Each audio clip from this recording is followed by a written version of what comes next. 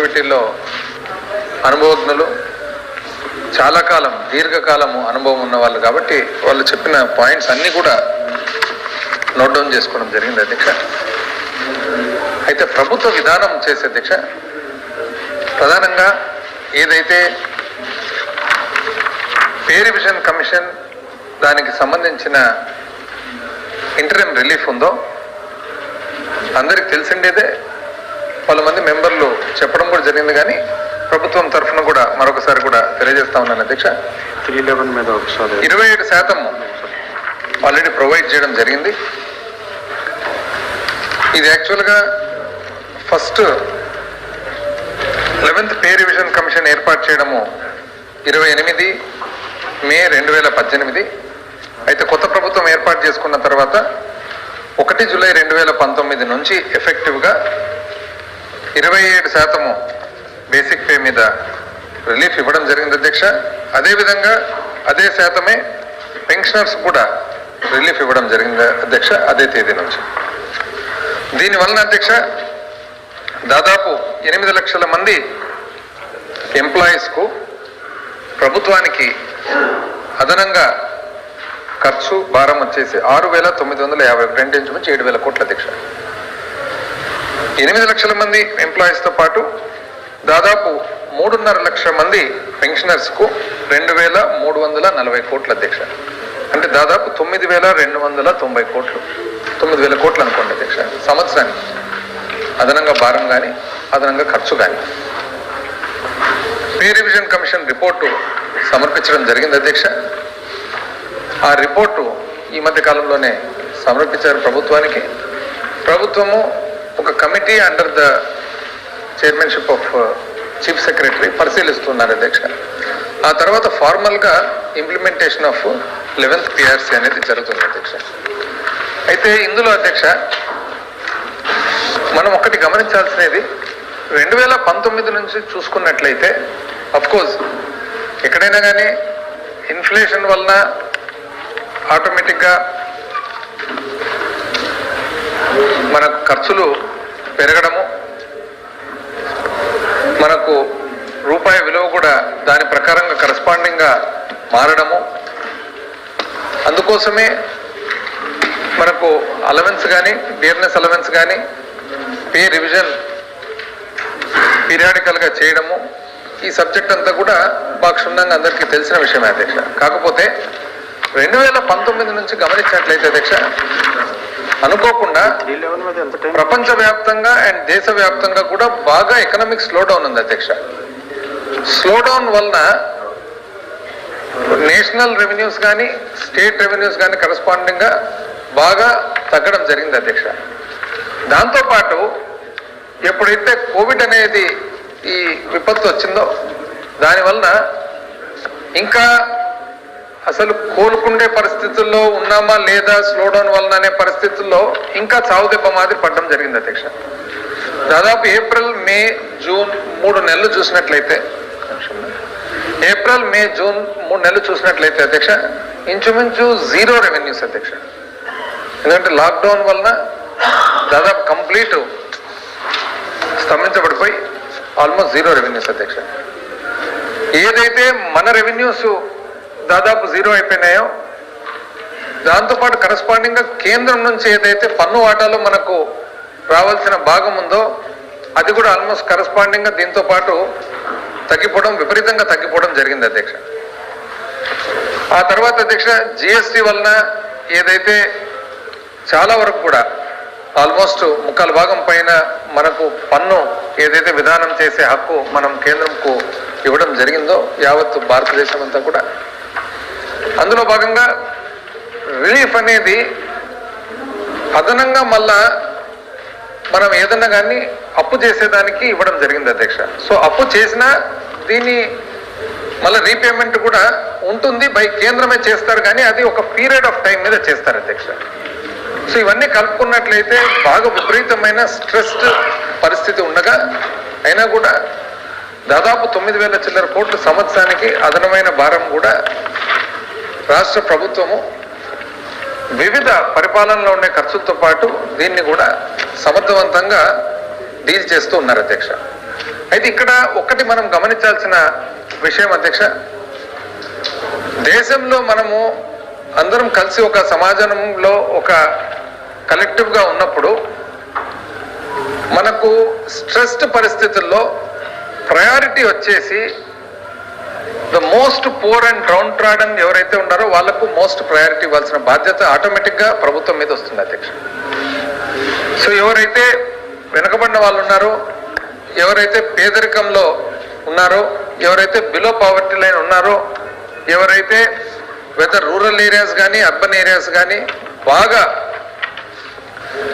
పావర్టీలో కూరుకొని పోయి ఉన్నారో వాళ్ళను మనము ఏదో ఒక విధంగా చేయించి ఆదుకోవాల్సిన బాధ్యత ఫస్ట్ అవుతుంది అధ్యక్ష.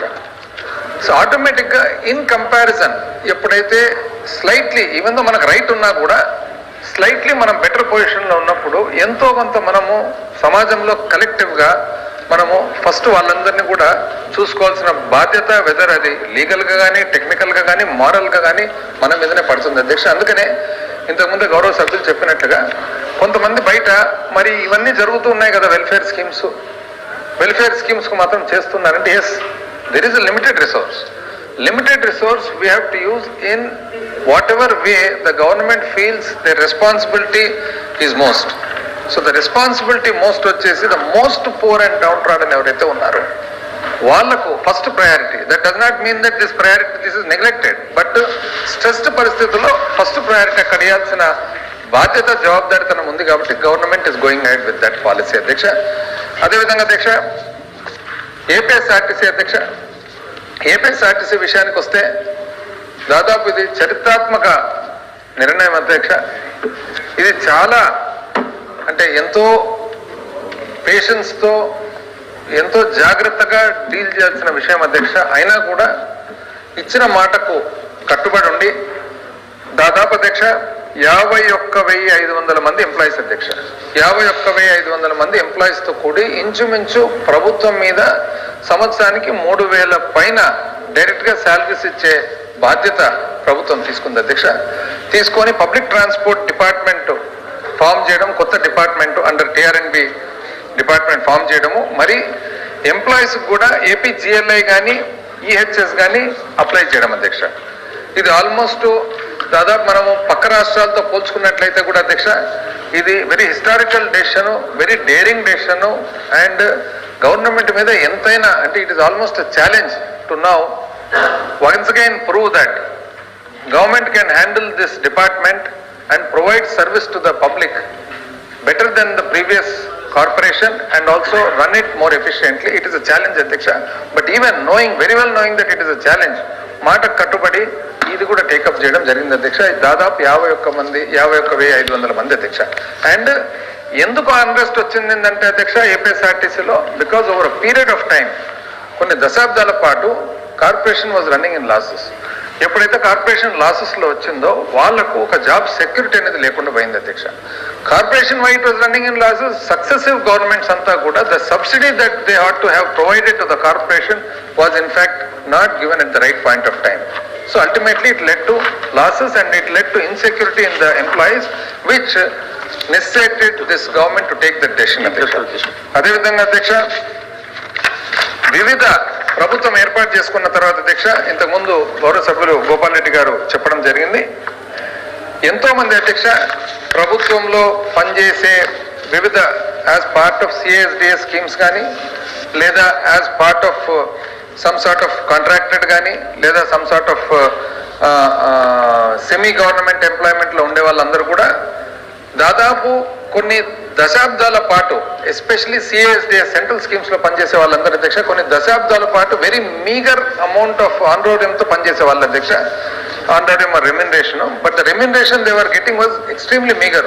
ఉదాహరణకు అధ్యక్ష ఆశా వర్కర్స్ 3,000 రూపాయలు అధ్యక్ష నెలకు ఆశా వర్కర్స్. ఈరోజు మనము గ్రామాలలో చూసినట్లయితే లేదా అర్బన్ ప్రాంతాల్లో చూసినట్లయితే కూడా అధ్యక్ష poor and down trodden people ఎవరైతే పేదవాళ్ళు ఉన్నారో వాళ్ళందరికీ కూడా అసలు ఈ ఏవైతే మన హెల్త్ డిపార్ట్మెంట్ కానీ లేదా ఏవైతే మన అంగన్వాడీ సెంటర్స్ కానీ ఇటువంటి సెంట్రల్ స్కీమ్స్లో ఉండే వర్క్ చేసే వాళ్ళందరూ కూడా అధ్యక్ష దాదాపు ఆ స్కీమ్స్ ఇంప్లిమెంటేషన్ వచ్చిన తర్వాత ఎంత మార్పు వచ్చింది in the form of giving certain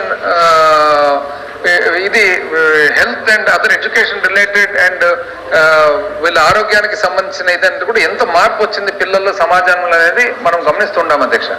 అయితే ఆశా వర్కర్స్కి అధ్యక్ష 3,000 రూపాయల నుంచి 10,000 రూపాయలు చేయడం జరిగింది అధ్యక్ష. దానికి గాను 43,000 మంది ఎంప్లాయీస్ ఉండగా ఇంతకుముందు 155 కోట్లు ఏదైతే ఖర్చు అయ్యేదో ఇప్పుడు 517 కోట్ల అధ్యక్ష. అంటే ఇంచుమించు 350 కోట్లు పెరిగింది. కానీ అట్ ద సేమ్ టైం 3,000 రూపాయలకు అంటే ఈ కాలానికి 3,000 రూపాయల నుంచి కొన్ని సంవత్సరాల పాటు 3,000 ఉండింది అధ్యక్ష. అది 10,000 రూపాయలు చేయడం జరిగింది అధ్యక్ష. అదేవిధంగా అధ్యక్ష ట్రైబల్ కమ్యూనిటీ హెల్త్ వర్కర్స్ ఇప్పుడు ఇంతకుముందు గౌరవ సభ్యులు ఒకరు మాట్లాడుతూ ట్రైబల్ ఏరియాస్ లో పనిచేసే టీచర్స్ కు హౌసింగ్ లోన్ అన్నారు అధ్యక్ష. This is where government and government కు పాలసీ అనేది ఇక్కడ బయటపడుతుంది అధ్యక్ష.